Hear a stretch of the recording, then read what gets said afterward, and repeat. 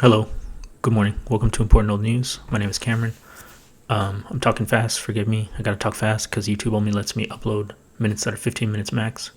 I'm talking kind of quiet because I live in a place with thin walls and I don't want everyone to hear me talk because I'm shy. All right. Today's episode is called "Dissecting Propaganda: Fixing Misinformation About Unions." Dissecting propaganda, fixing misinformation about unions. Basically, I'm gonna find some propaganda and I'm gonna dissect it. The one or the piece I found today actually came about my attention from a friend. He sent me a video of it, but basically it's a video read aloud by the author of an article of a 2011 New York Post opinion piece about unions or against unions. And the video was uploaded in 2021, interestingly enough, and then again 6 months ago for some reason on another page, even though it's kind of outdated now. So basically, we're going to watch this video and I'm going to address some of the inaccuracies in the video. So here we go. Dissecting propaganda, fixing misinformation about unions. Let me find this. The biggest No. All right. There we go. All right. There's the video. So we'll start from the beginning. And so I got to pause it a lot and we'll talk about each part that I want to address. All right. Here we go. The biggest myth about labor unions is that unions are for the workers. Unions are for unions, just as corporations are for corporations and politicians are for politicians.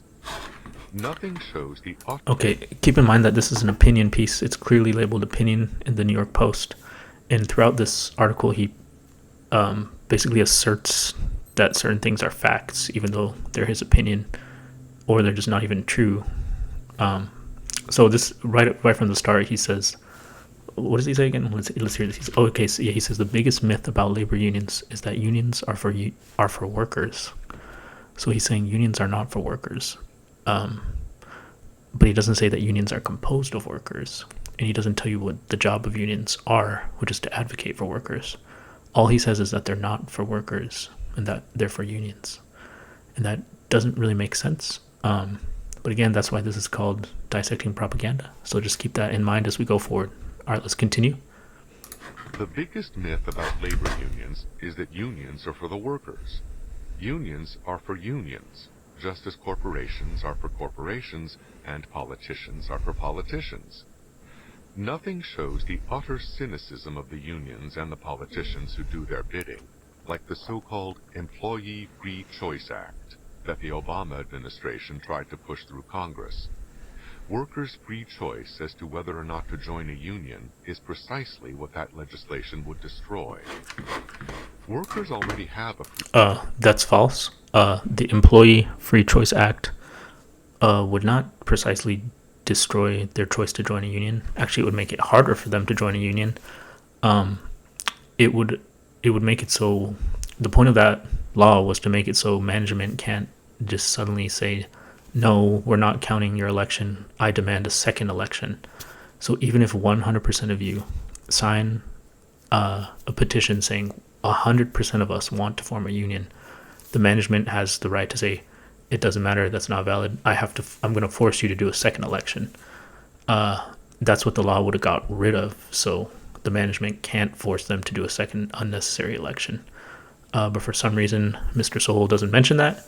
Again, that's why this is called dissecting propaganda. So keep that in mind as we continue. Oh, and also as we continue, just keep in mind, the point of these videos isn't to tell you what to think or even necessarily how to think. It's just to tell you what I think and then do what you will with that information. So, all right, let's continue. free choice in secret ballot elections conducted under existing laws. As more and more workers in the private sector have voted to reject having a union represent them, the union's answer has been to take away... Again, this kind of dates the article. It's from 2011, but as of 2021, more and more workers from the private sector are beginning to choose to unionize, including from two of the nation's largest employers, Amazon and Starbucks, and Walmart, but Walmart keeps illegally shutting down their stores when they do that, but that's another topic for another day. Let's continue before we run out of time. Secret ballot elections. Under the Employee Free Choice Act, unions would not have to win in secret ballot elections in order to represent the workers. Instead, union representatives could simply collect signatures from the workers until they had a majority. Why do we have secret ballots in the first place, whether in elections for unions or elections for government officials? To prevent intimidation and allow people to vote how they want to without fear of retaliation. This is a crucial right that unions want to take away from workers. The actions of union mobs in Wisconsin, Ohio, and elsewhere. Okay, that's false. They don't want to take the crucial right of choice or secret ballots away from workers. He was just kind of attributing that inaccurately to the Employee Free Choice Act, without mentioning that he wants it the old way, which is management could force a second unnecessary election. All right, let's continue. He's talking about what do you say? Violent mobs without.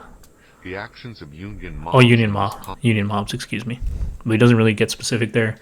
So it's kind of a red flag when someone's a little vague, overly vague. Usually that could mean that, for lack of a better word, they're trying to scam you. All right, let's continue. Wisconsin, Ohio, and elsewhere give us a free home demonstration of how little they respect the rights of those who disagree with them, and how much they rely on harassment and threats to get what they want. It takes world-class chutzpah to call circumventing secret ballots the employee free... You mentioned threats without citing any examples, but all right, you guys already probably knew that. Let's continue. Free Choice Act. To unions, workers are just the raw material used to create... Sorry, let's go back. To use circumventing secret ballots, how much they rely on harassment and threats to get what they want. It takes world-class chutzpah to call circumventing secret ballots the Employee Free Choice Act. To unions, workers are just the raw material used to create union power, just as iron ore is the raw material used by U.S. Steel and bauxite is the raw material used by the Aluminum Company of America.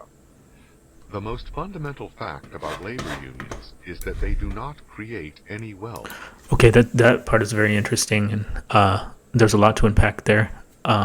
He said it takes world-class chutzpah to call the Employee Free Choice Act the Free Choice Act while taking away ballots, which that's not what it does anyways.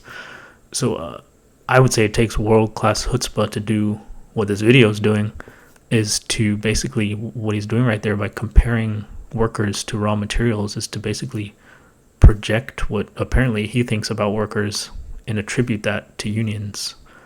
And then he says, like right here, he says the most fundamental fact. Oh, let's go back a little. Growing labor unions, Company of America. Okay, listen to this part. The most fundamental fact about labor unions is that they do not create any wealth. Okay, he lists as fact, the most fundamental fact about labor unions is that they don't create any wealth. In other words, he's saying the most fundamental fact about labor unions is his opinion about labor unions.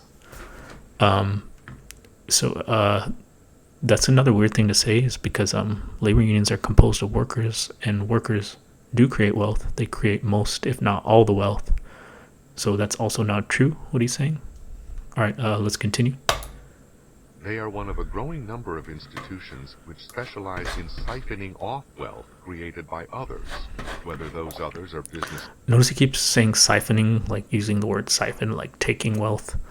But then he doesn't, strangely enough, mention where that wealth goes to, which it goes to the workers. So you could use that word, like, say if you're a business owner and you provide a service and your customers pay you for that service, you could say you're siphoning wealth off of your customers. But I mean, that's how you earned it. I mean, that's, to use the word siphon is a little odd. But again, that's why this is called dissecting propaganda. The same with workers in a union also earned that money. All right, let's continue. ...or the taxpayers. There are limits to how long unions can siphon off money from businesses without facing... Another quick thing, I'm sorry, he mentions taxpayers several times throughout this whole video, in a way as if workers don't pay taxes. All right, let's hurry up. ...serious economic repercussions. The most Workers do pay taxes, by the way.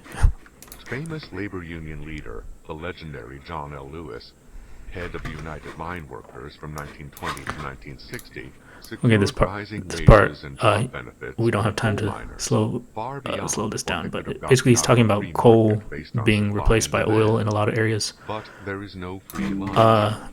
He says free lunch a lot from here on, which is interesting. I'll get into that in a second. But he kind of fails to mention that technology does advance, and that doesn't mean it's the union's fault that technology advances. But that's what he kind of implies here.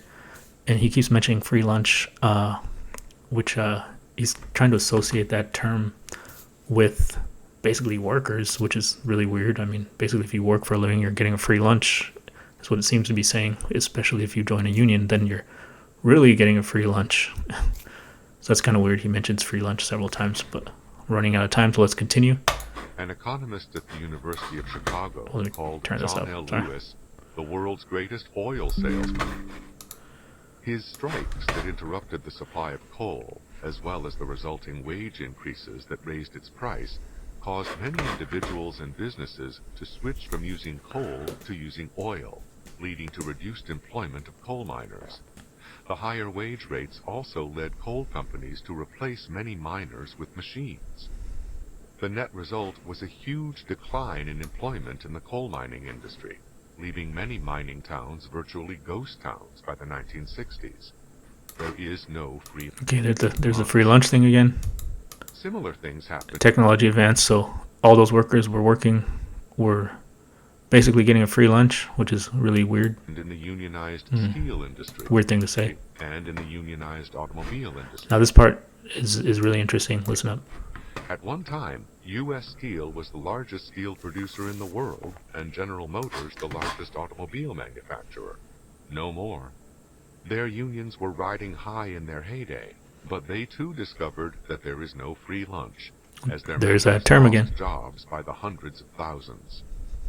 Workers have also learned that there is no free lunch, which is Oh, why there we go they again. have, over the years, increasingly voted against being represented. Again, another outdated part of the video. We'll get back to General Motors here in a second, but workers are not decreasingly, or they're increasingly starting to vote to unionize. But again, this was recorded in 2011, or it was written in 2011. So let's continue. By unions in secret ballot elections. One set of workers, however, remained largely immune to such repercussions.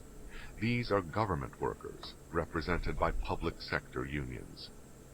While oil could replace coal, while U.S. Steel dropped from number 1 in the world to number 10, and Toyota could replace General Motors as the world's leading producer of cars. Okay, now Toyota replacing General Motors is the world's leading producer of cars.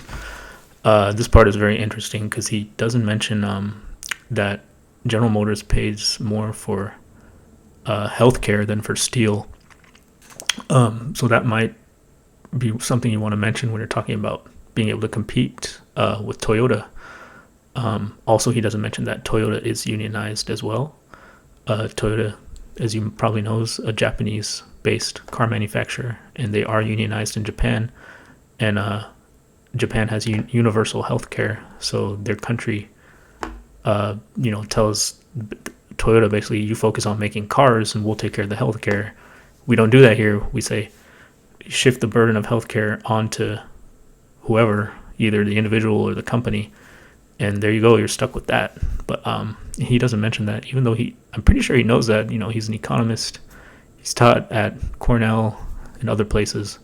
But again, this is why this is called Dissecting Propaganda. All right, let's continue. We don't have that much time. Government is a monopoly. Nobody is likely to replace the federal or state bureaucracies, no matter how much money the unions drain from the taxpayers. That is why government unions continue to thrive, while private sector unions decline. Taxpayers provide... And that's completely false now. Private sector unions are not declining. They're gaining exponentially. In less than 2 years, Starbucks went from 0 unionized stores, Starbucks, one of the top 10 largest employers in the United States, to over 200. All right. Provide their free lunch. Okay, there's that free lunch word again. Okay, we're almost out of time, but in summary, basically compared workers to raw materials. It's an outdated article, but private sector unions are unionizing faster now. We're almost out of time. About 4 seconds left. All right, we got to cut it out next time on Important Old News.